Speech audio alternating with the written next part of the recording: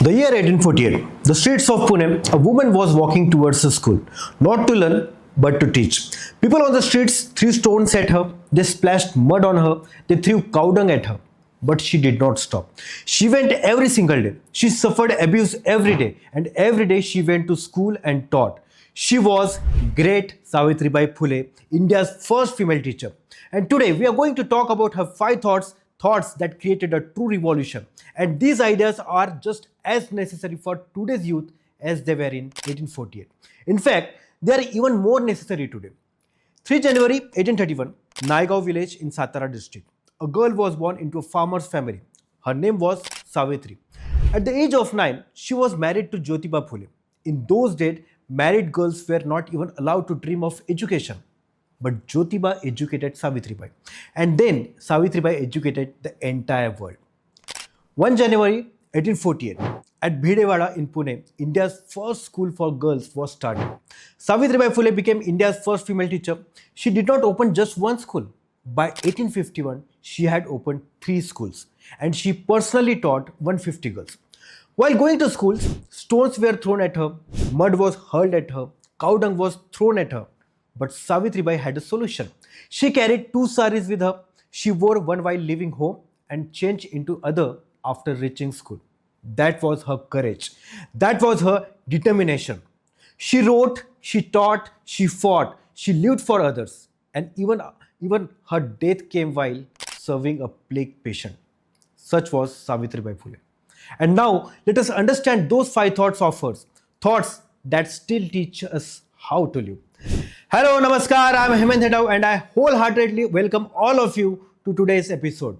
The first thought Savitribai Phule used to say, awaken, arise, educate yourselves, break traditions, liberate minds. This was her first and greatest revolutionary statement.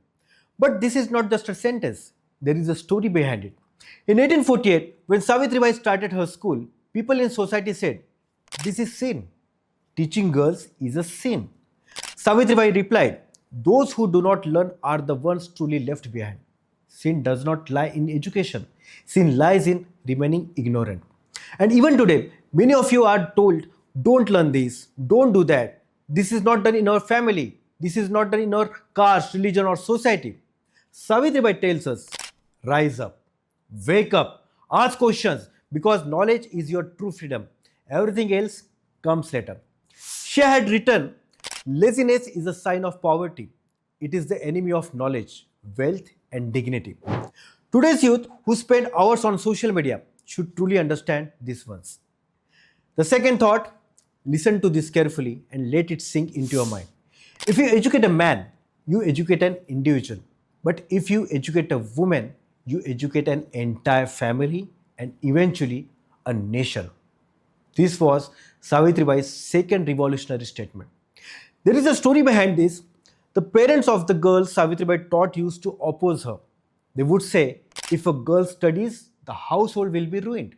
But Savitribai answered, on the contrary, an educated mother can educate her children better. She can ask questions, she can understand her rights, she can build an aware citizens. And even today in India, millions of girls drop out of school after the 10th grade. The reason given is, why do girls need so much education? But Savitribai says, an educated mother shapes an entire generation. An educated girl creates an aware society. If people understand this, the attitude towards girls' education will change. The third thought, and this idea was a massive revolution in those times. See, caste and gender are not God-given. They are human creations. And what humans create, humans can destroy. This was Savitribai's third revolutionary statement. There is an incident behind it. Savitribai opened schools for Dalit and untouchable girls. At that time, untouchables had no rights to education. Upper caste people said, this is wrong. It is against the scriptures. Savitribai replied, scriptures were written by humans, not by God. And if something written by humans is wrong, then humans can change it. In 1852, Savitribai started the Mahila Seva Mandal, where women of all castes sat together. In those times, this was unimaginable. Even today, arguments based on caste and religion happens on WhatsApp and social media. Thoughts like they are inferior, we are superior still exist. Savitribai reminds us caste was not created by God. Humans created it. And the power to change it lies within humans. It lies within you.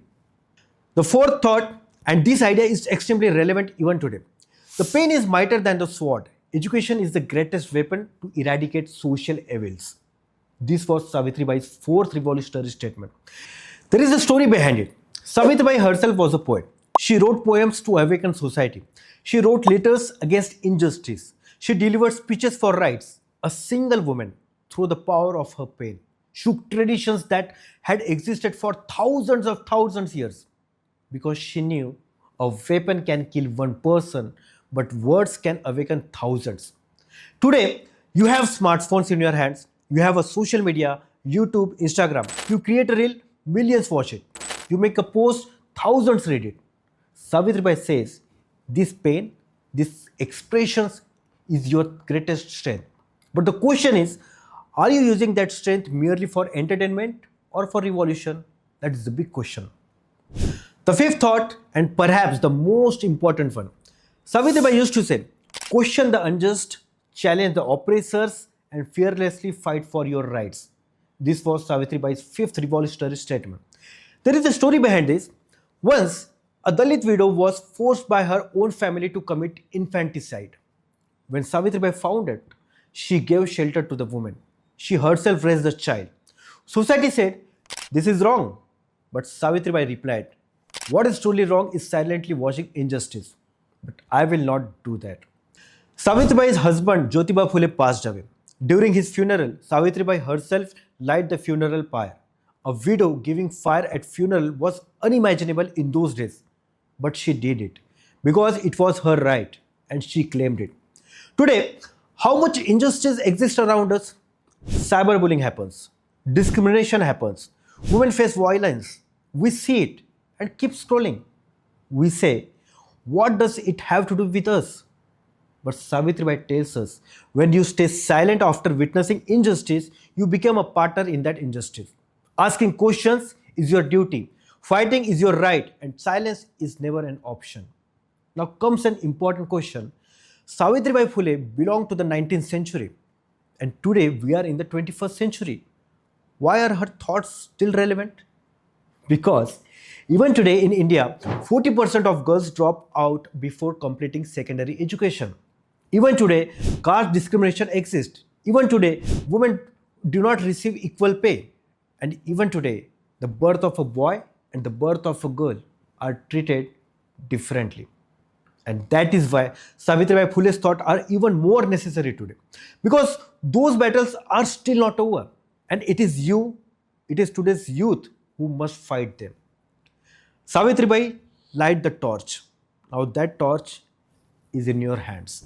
So in short, Savitribai Phule's 5 revolutionary thoughts are: first, rise, awaken and educate yourself. Knowledge is true freedom. Second, when a woman is educated, a family and a nation are built. Third, caste is man-made. The power to change it lies within us. Fourth, the pen is mightier than the sword. And the fifth, question injustice. Silence is never an option. So friends, Savitribai Phule passed away in 1897 while serving a plague patient, risking her own life. Her struggle is still alive today because the fight for equality, education and justice never truly ends. Every generation has to fight it again. One request to today's youth: do not just listen to Savitribai Phule's thought, absorb them and then transform yourself, your surroundings and your society and your nation. Because Savitribai alone brought change and you are millions. If you like this video, please like it. Out of these 5 thoughts, which one do you find the most important? Let us know in the comments. Subscribe to our channel for more inspiring topics like this. See you in the next episode. Until then, keep reading, because if you read, you will succeed.